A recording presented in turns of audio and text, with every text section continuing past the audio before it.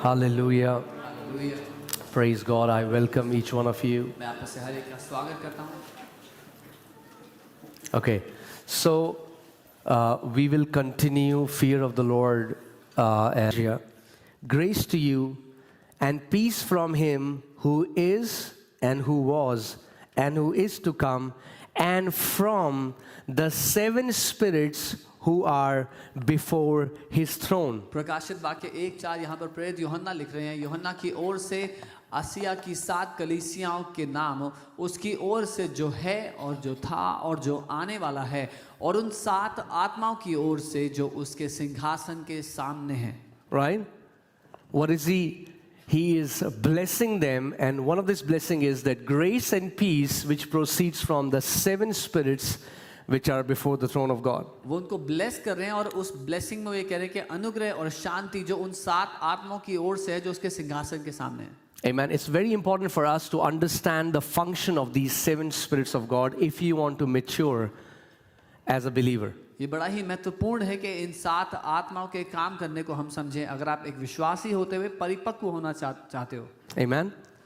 Revelation 3:1. प्रकाशित वाक्य 3:1। And to the angel of the church in Sardis write, these things says he who has the seven spirits of God and the 7 stars.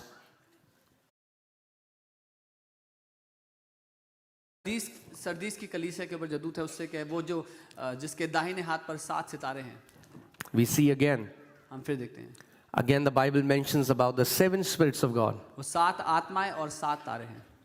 Revelation 4:5. प्रकाशित वाक्य 4 उसका पास। And from the throne proceeded lightnings, thunderings, and voices. और उसके सिंहासन में से बिजलियां और गर्जन निकले, और 7 lamps of fire were burning before the throne, which are the 7 spirits of God. और सिंहासन के सामने आग के 7 दीपक जल रहे हैं। ये परमेश्वर की 7 आत्माएं हैं।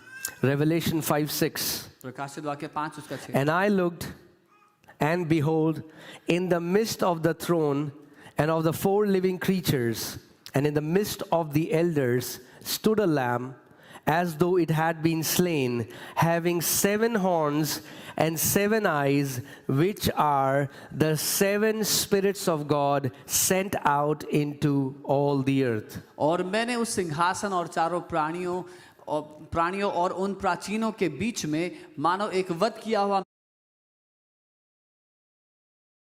सिंह 7 आंखें थी। ये परमेश्वर की 7 आत्माएं हैं जो सारी पृथ्वी पर भेजी गई हैं। The number 7 in the Bible has to do with completion or fullness. Bible में जो 7 अंक है वो परिपूर्णता को या पूरा हो जाने को दर्शाता है। Amen. Now, these 7 spirits does not mean that there are 7 individual spirits. Bible tells us there is one Holy Spirit, but has 7-fold manifestation. अब ये 7 आत्माएं होना इसका ये मतलब नहीं कि 7 अलग-अलग आत्माएं हैं। ये पवित्र आत्मा है जिसके 7 प्रकटीकरण हैं। Like if you see when a white light crosses the prism, there are 7 rays of light that are born from one singular white light. जैसे आप देखते हैं जब रोशनी एक प्रिज्म में से निकलती है तो 7 अलग-अलग रंग की रोशनियां उसमें से उत्पन्न होती हैं। Amen. And all of these 7 spirits, all of these 7 manifestations lead us to an essence of Jesus Christ. और ये 7 जो आत्माएं हैं परमेश्वर की हमें यीशु मसीह के चरित्र के एक अंश के बारे में बताती हैं। Amen. Isaiah 11:2. Let's just go there. यशायाह 11:2 देखते हैं। The Spirit of the Lord shall rest upon him. यहोवा का आत्मा उस पर ठहरा रहेगा। Who is the him here? यहाँ पर उस पर कौन है? Come on, who is the him? किसकी बात हो रही है? Jesus. यीशु की। The Spirit of the Lord shall rest upon him. यहोवा का आत्मा उस पर ठहरा रहेगा। The Spirit of wisdom. So all the spirits that are resting upon him, the Bible is telling us. वो सारी आत्माएं जो उस पर ठहरी हुई हैं उसके बारे में बाइबल बता रही है। Again, that's the 7 spirits. ये 7 आत्माएं हैं। The Spirit of the Lord, प्रभु का आत्मा, यहोवा का the आत्मा, Spirit of wisdom, बुद्धि का आत्मा, Spirit of understanding, समझ का आत्मा उस पर ठहरा रहेगा। the Spirit of wisdom. So all the spirits that are resting upon him, the Bible is telling us. वो सारी आत्माएं जो उस पर ठहरी हुई हैं उसके बारे में बाइबल बता रही है। Again, that's the 7 spirits. ये 7 आत्माएं हैं। The Spirit of the Lord, प्रभु का आत्मा, यहोवा का the आत्मा, Spirit of wisdom, बुद्धि का आत्मा, Spirit of understanding, समझ का आत्मा, spirit of understanding, समझ का आत्मा, the spirit of counsel, युक्ति का आत्मा, the spirit of might, पराक्रम का आत्मा, the spirit of knowledge, ज्ञान का आत्मा, the spirit of the fear of the Lord. और यहोवा के भय का आत्मा। Amen. Amen. So, one manifestation of the Holy Spirit that was resting upon Jesus was the spirit of the fear of the Lord. और पवित्र आत्मा का एक प्रकटीकरण जो यीशु मसीह पर 7 आत्माएं ठहरी थी उसमें से एक था यहोवा के भय का आत्मा। Amen. Amen. And if it was resting upon Jesus, और अगर वो यीशु पर ठहरा हुआ था it needs to rest upon us. तो उसको हम पर ठहरने की जरूरत है। Amen. Amen. Because we are called in the same manner as our Lord was called. क्योंकि हम उसी रीति से बुलाए गए जैसे हमारा प्रभु बुलाया गया। We have been given the same spirit that was given to Lord Jesus. हमें वही आत्मा दिया गया जो प्रभु यीशु मसीह को In दिया fact, Lord Jesus said, "As the Father has sent me, so I sent you." गया। बल्कि प्रभु यीशु ने कहा जैसे पिता ने मुझे भेजा है मैं तुम्हें भेजता हूँ। Amen. Amen. Now, when I was reading this, जब मैं ये पढ़ रहा था what really caught my attention was जिस बात में मेरा ध्यान गया that not just the spirit of fear of the Lord was resting upon Jesus, Jesus delighted in that. इतना ही नहीं कि यहोवा के भय का आत्मा यीशु पर ठहरा हुआ था पर ये कि वो उसके कारण आनंदित था उस यहोवा के भय के आत्मा के कारण। Among all the 7 spirits that are mentioned, इन 7 आत्माओं की जो बात की in गई है, verse 3, if you read, तीसरी आयत अगर आप the देखें Bible says his delight is in the fear of the Lord. और बाइबल कहती है कि यहोवा के भय में उसका आनंद है। Isn't that awesome? क्या ये अद्भुत नहीं That he delighted in the fear of the Lord. कि वो यहोवा के भय में आनंदित होता था। Amen. I explained to you what the fear of the Lord means, but for the people who have come here, I will just quickly give you a recap so that you understand. It's not fear towards God, it's fear of the Lord. It is different. जो लोग नहीं थे उनके लिए जल्दी से बताता हूँ ये यहोवा का भय मानना उससे डरना नहीं है लेकिन ये यहोवा का भय है उसकी ओर से है। Amen. The spirit of the fear of the Lord was resting upon Jesus doesn't mean that Jesus was dreading the Father or he used to freak out when he used to hear the Father's voice. यहोवा के भय का आत्मा यीशु पर ठहरने का मतलब ये नहीं कि वो परमेश्वर की आवाज़ सुनकर घबरा जाता था भयभीत हो जाता था। Adam freaked out when he heard the Father's voice because he had sinned. आदम डर गया था जब उसने पिता की आवाज़ को सुना क्योंकि उसने पाप किया था। That was the wrong kind of fear. वो गलत तरह का डर That था। was the demonic fear. वो दुष्ट का डर था। That kind of fear draws you away from God. The fear of the Lord draws you closer to God. उस तरह का डर आपको प्रभु से दूर ले जाता है लेकिन प्रभु का भय का आत्मा उस तरह का भय आपको प्रभु की ओर ले जाता है। Amen. And I'm telling you, we are living in those times and seasons where we have to desire, we have to find our delight in the fear of the Lord. और हम ऐसे समयों में जी रहे हैं जहां हमें चाहत रखनी होगी, हमें मांगना होगा उस प्रभु के भय को अपने जीवन के लिए। Amen. Because it takes us to maturity. क्योंकि वो हमें परिपक्वता की ओर ले जाता There है। are many people who desire power, बहुत से लोग सामर्थ्य को मांगते हैं right? And you can have power, you can operate in power. और आप उसकी सामर्थ्य में चल सकते हैं। There are gifts of the Holy Spirit. There are many people who walk in the gifts, demonstrate, और पिता चाहता है कि वो आजाद किए जाएं। but it's not to show off लेकिन how ये- spiritual or how powerful we are. ये दिखावा करने के लिए नहीं कि हम कितने शक्तिशाली है कितने आत्मिक हैं। Because I've been telling you, in the end, whatever we have done for the Lord will be tested with fire. क्योंकि अंत में जो कुछ हमने प्रभु के लिए किया है वो आग के द्वारा परखा जाएगा। Amen. So it doesn't matter what people say about us. फर्क नहीं पड़ता लोग हमारे बारे में क्या कहते हैं। The genuine praise doesn't come from men. सच्ची प्रशंसा मनुष्य से नहीं आती है। A genuine praise comes from God. हमारी सच्ची प्रशंसा परमेश्वर से है। Amen. Amen. The Bible says in Luke 16 that sometimes people who are highly esteemed among men are abomination in the sight of heaven. लूका 16 में वचन कहता है कई बार वो लोग जिनका बड़ा रुतबा होता है मनुष्यों में वो घृणा के योग्य हैं परमेश्वर के सामने। Herod was being worshipped and people said, "Hey, this king is like God, Herod की आराधना कर रहे थे लोग कहते हैं ये राजा तो परमेश्वर की तरह है adorned with all the riches and glory, seated in that throne." जो सारी महिमा और धन से संबोधित है और सिंहासन पर बैठा हुआ है। And I think this is me personally thinking. I don't think God commanded it, but I think the angel was not able to bear it. He just gave a slap to Herod, and he just fell down and he died. मुझे नहीं लगता कि परमेश्वर ने आज्ञा दी होगी लेकिन उसका स्वर्गदूत जो था वो उकता गया ये सुनकर उसने थप्पड़ मारा और हेरोद मर गया वहीं पे। Because Herod was an abomination to heaven. क्योंकि हेरोद स्वर्ग के लिए एक घृणा योग्य।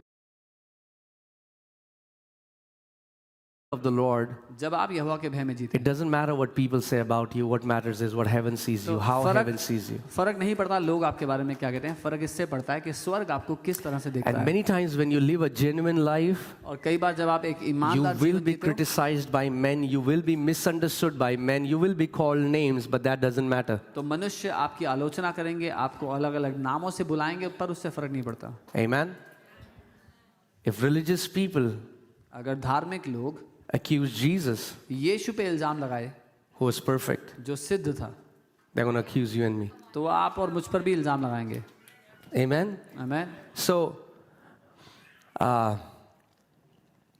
the fear of the Lord will deliver you from the fear of man. यहोवा का भय मानना आपको मनुष्य के भय से आजाद कर देगा। Because the Bible teaches us the fear of man is a snare. Bible बताती है मनुष्य का भय मानना एक फंदा है। All right? If you live in the fear of man, अगर आप मनुष्य के भय में all जीते your life you will try to please man. तो जिंदगी भर मनुष्यों को खुश करने की कोशिश करते रहोगे। And let me tell you, in the end it will be vanity. और बता दूं अंत में वो सब व्यर्थ होगा। But if you live your life trying to please God, लेकिन अगर अपनी जिंदगी परमेश्वर को प्रसन्न करने में जिया, fearing God is also living with that awareness that the way I am living is being carefully recorded. प्रभु का भय मानना इस मानसिकता या इस चेतना में जीना है कि मैं जिस तरह से जी रहा हूं ये सब रिकॉर्ड किया जा रहा है। Because it is. क्योंकि वो किया जा रहा है। Amen. Amen. The Bible says in the book of Malachi, then those who feared the Lord talked among themselves and the Lord heard them carefully. Malachi मेहनत बर्बाद नहीं हुई तो मैं आपको प्रोत्साहित करता हूं प्रभु में कि आपकी मेहनत भी बर्बाद नहीं होगी। You know, cold evening, cold Friday evening, you put up your jackets and you came to the church from far. Everything is being recorded. Friday की ठंडी शाम में आप जैकेट डालकर इतना दूर से यहाँ आए हो, सब कुछ रिकॉर्ड हो रहा है। Everything is recorded. सब कुछ रिकॉर्ड हो रहा है। Amen? Amen. Isn't that an awesome thing? क्या ये अद्भुत नहीं? Amen? We live with the perspective of eternity. हम अनंत के दृष्टिकोण से जीते हैं। We live knowing one day we will stand before our Maker. हम ये जानते हुए जी रहे हैं कि एक दिन अपने बनाने वाले के सामने खड़े होंगे। Isn't that a good news? क्या ये अच्छी खबर नहीं है? It is for those who are walking with Him. उनके लिए जो उसके साथ चल रहे हैं अच्छी खबर है। Amen? I mean, like the most crazy thing I've seen is, you know, the church saying, I love Jesus, and then you talk about He's coming back and everybody freaks out. सबसे हैरानी की बात यह है, सब कोई कहते हैं मैं यीशु से प्यार करता हूँ, मैं यीशु से प्यार करता हूँ, फिर आप कहो यीशु वापस आ रहा है तो वो पागल हो जाते हैं डर के मारे। If you really love Him and He's coming back, why are you freaking out? अगर इतना प्यार करते तो डर के मारे पागल क्यों हो रहे हो? You know?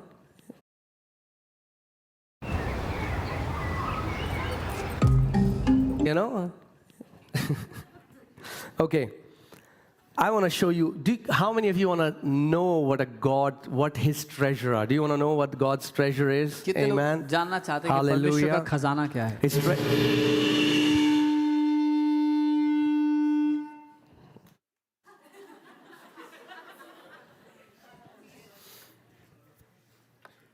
Okay.